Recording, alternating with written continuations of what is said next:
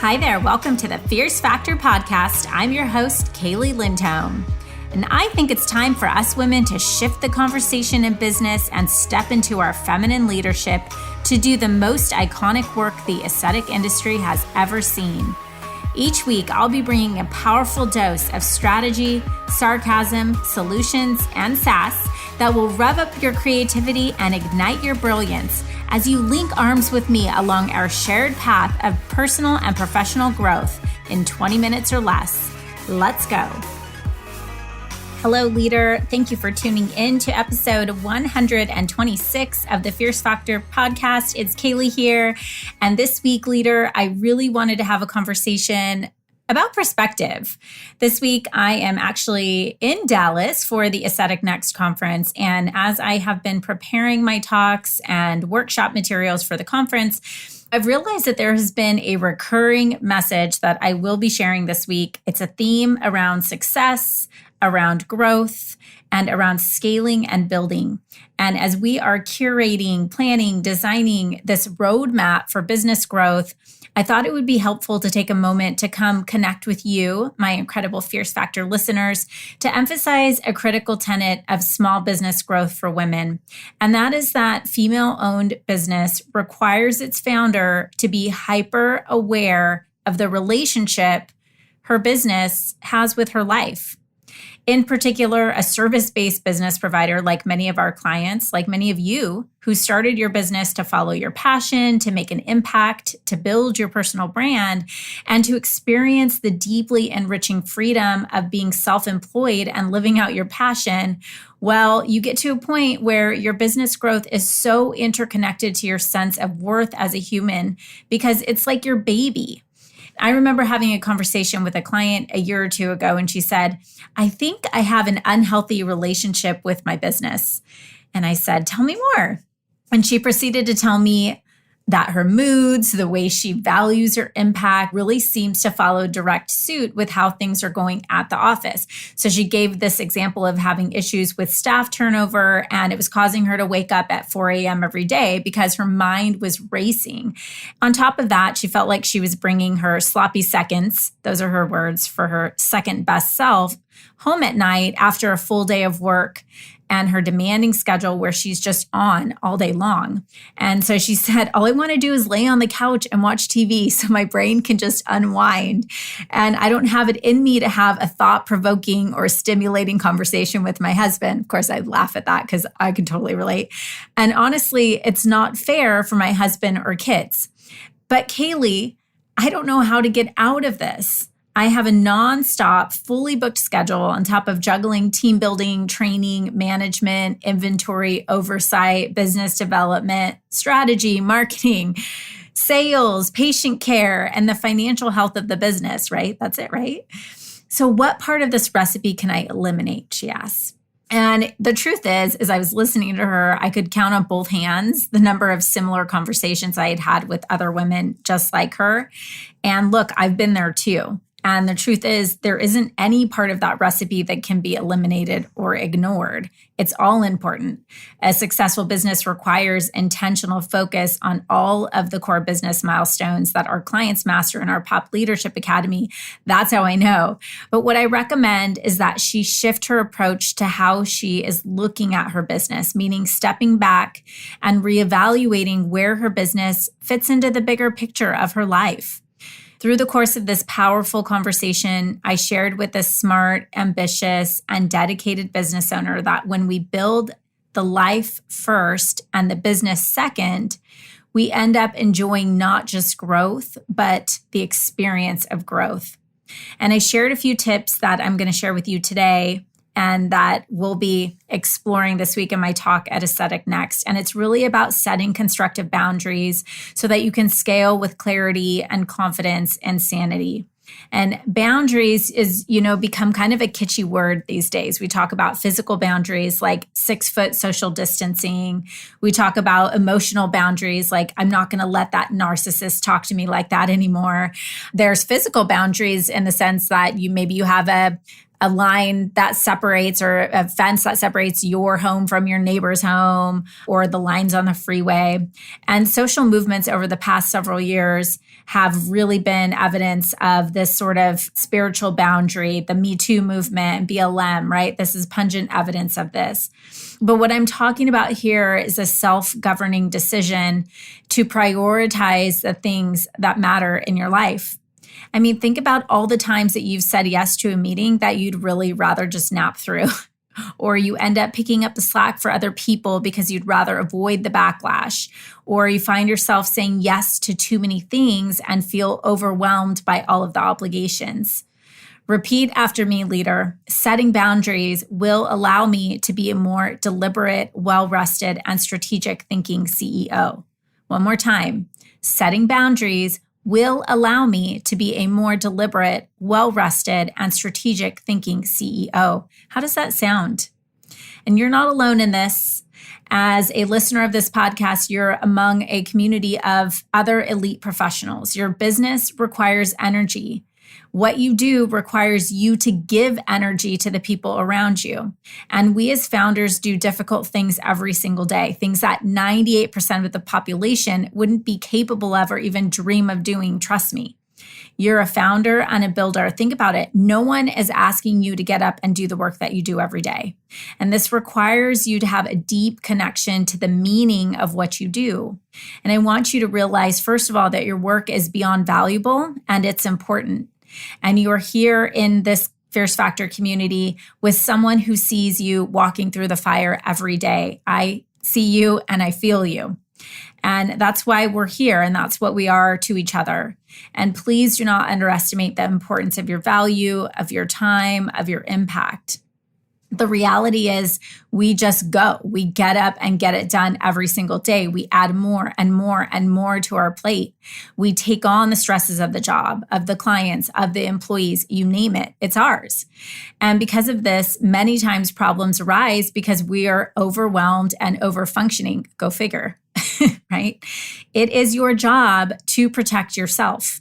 And so many times I'll hear our clients say things like, well, if I just get through next week or after next month, or once that's built out, or once I organize this, after I hire that employee, then XYZ will happen. Then I'll relax. Then I'll get there's an excuse. Does that actually ever work?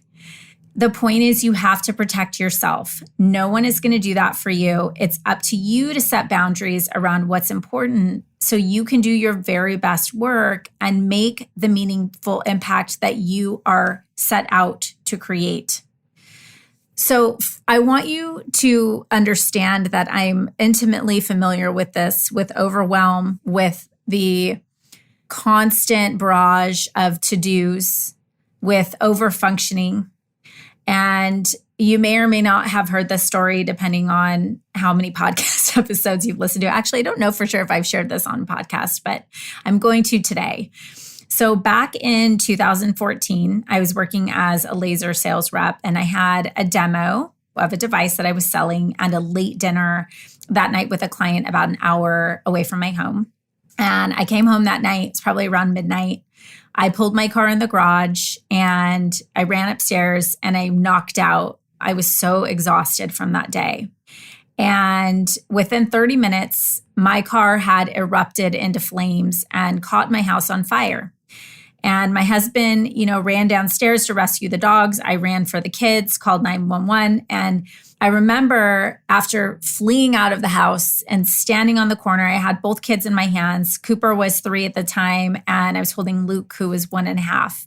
Coop was kind of standing next to me and holding my hand. And we were looking back at the house, and a fire truck came and had lifted a ladder up to the second floor. And I really wasn't super familiar with fire forensics until I went through the experience of having my house burned down. But basically what they have to do, the fire happened in my garage on, let's say, the left side of the house. They had to go into the right side and break the entire roof in of the second floor. And so they extended a ladder from the fire truck and they were pounding in the roof. And Luke was looking, 1.5 years old. I'm holding him and he's looking up at the fire and the fire truck and the sounds of the fire truck and the ladder. And Cooper, who's 3, he says, points up to the roof and says, Luke, look, they're fixing the house. Everything's going to be okay. And Luke smiled and said, fire truck, fire truck. He had like limited words at the time, but he was so excited to see the fire truck. And I was like, in that moment, I realized that I had everything I needed. It really put things in perspective for me in the sense that if they were okay, I was going to be okay. And all of the things in the house could be replaced. And it was in that moment that I sort of flashed back to the morning and to the little argument that I probably had with my husband and stress I was feeling with work and the laundry and the dishes and the business and the to-dos and the this and the that and the dinner and the loading up this and the logistics and how I felt so overwhelmed and so burdened by this life that I essentially had built on purpose, right? This beautiful life with kids and a family and a career and all of the things. And then, you go out for the day and you never envision or expect that your house is going to burn down and suddenly it's gone. And it wasn't so much that I think a lot of people think when you lose something like that, you lose the material things and that can be replaced. And that's sort of the conversation that, everything's fine because I have my family and everyone's healthy and happy. But I had a different aha moment. For me, it was a realization that the feelings that we have about overwhelm, the feelings that we have about all of this growth, this like incessant need for more and more and more and more, it's this just sort of feeling. It's not even real. And at the end of the day, nothing is guaranteed. There's no certainty. And that feeling can be gone in a split second. And suddenly it was just in that moment when those kids were watching that ladder be elevated to the second floor and the firefighters knocking the roof down and all of that, I realized that the only thing that mattered is just right where my 2 feet are and what's going on right now. And it really gave me a different perspective about prioritizing my business in a way that was in alignment with my core values, in alignment with my life.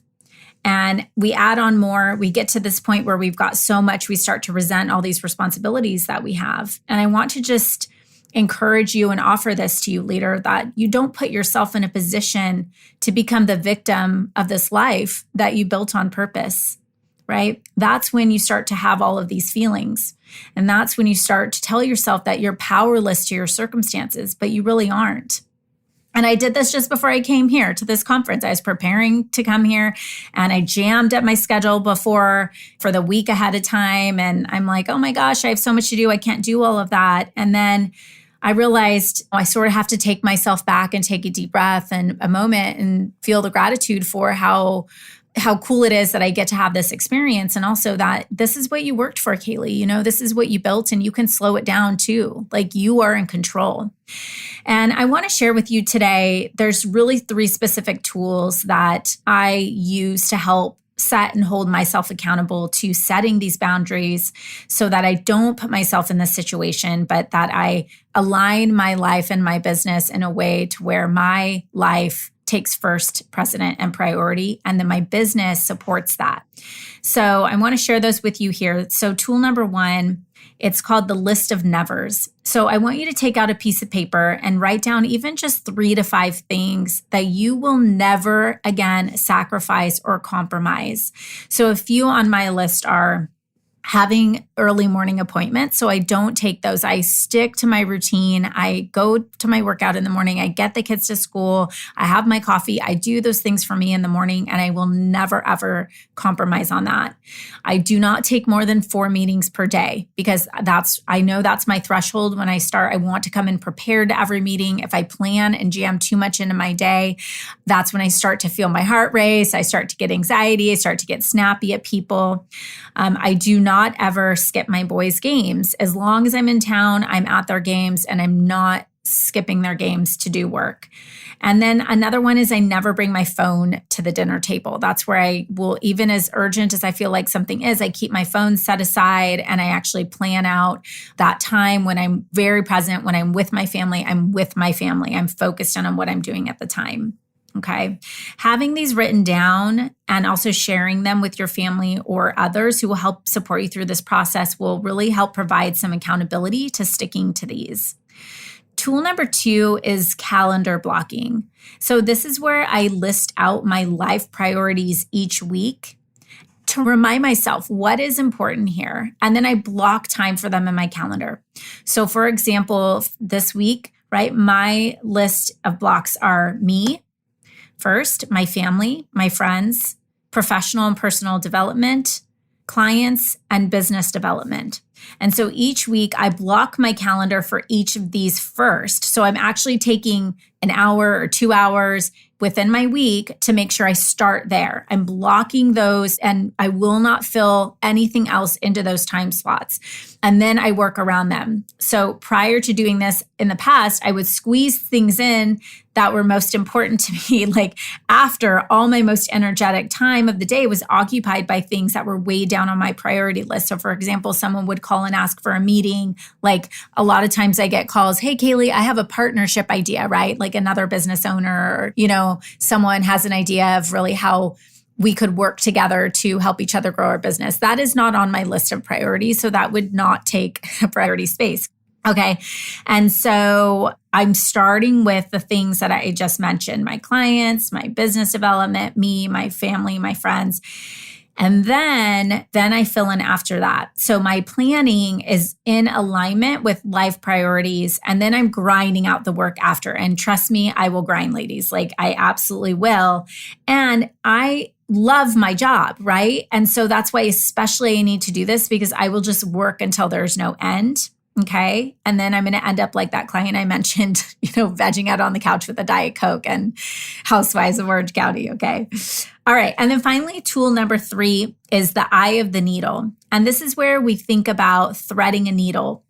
Now, if you think about that, the idea of threading a needle, it's only the very top, the very tippy point of the thread that will fit through that little eye of the needle. We can't shove the entire ball of yarn through it.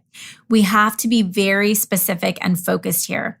And so I'll refer to the Pareto principle, where we know that only 20% of our activities represent 80% of the impact for our company. So think about what is the 20% of activities that need to happen in your business, that need to happen by you, that are going to generate the bulk majority of impact and income for you and your business, okay? Everything else, whack it. Yes, seriously, get rid of it. So list out your to-do list, right? So here's the tactic. List your to-do list, and of 10 items, there's only 2 that you can keep, okay? The rest you have to eliminate, delegate, or automate. Done. And you have to hold yourself accountable to that. And that really makes you focus on what's important, okay? All right, leader, here's the deal. Success always points back to your leadership. And I want you to think about a professional athlete, right? They give 110% much of the time, but they aren't giving 110% all the time. They're investing in recovery, rehabilitation, and nourishment, right? This is vital to high achievement. So you can eliminate overfunctioning, over-delivering, striving, stressing, hurting, rushing, grinding, right? These are poison for your business, especially if you love your business. And of course, there are a ton of other tactical things we can talk about, but I hope that this was helpful for you to really rethink your relationship with time and ensure that the activities you choose to spend your time on match the values that are most important to you and offer you the time and space and freedom to be the leader of your life and business and of your team and your family, and be that woman that you know you can and need to be. And intention and confidence and sanity will be and are a real reality for you. And listen, I know this isn't easy, right? But I am living proof that you too can implement a few tools that will get you back on track to living a life that is in alignment with your core values. Okay, leader, thank you for tuning in today. I hope this episode helps you really think about the kind of business you're building and helps empower you to architect a life-first business. All right, see you next week. Wait, before you go, Hey, if you're vibing with this conversation and you want to join me on my mission to help 100 inspiring and intentional women cross the next $1 million milestone in their business this year, or leader, maybe you want to become one of them, head over to Facebook and join our free community, the Fierce Factor Society. Over there, we're taking this conversation to an elevated level. Get access to resource guides, podcast supplements, guideposts, and direct communication with me, my expert team, and of course, a society of fierce women making big moves and disrupting the status quo in aesthetic wellness. You can link directly through the show notes or head to Facebook and search the Fierce Factor Society. See you there, goddess.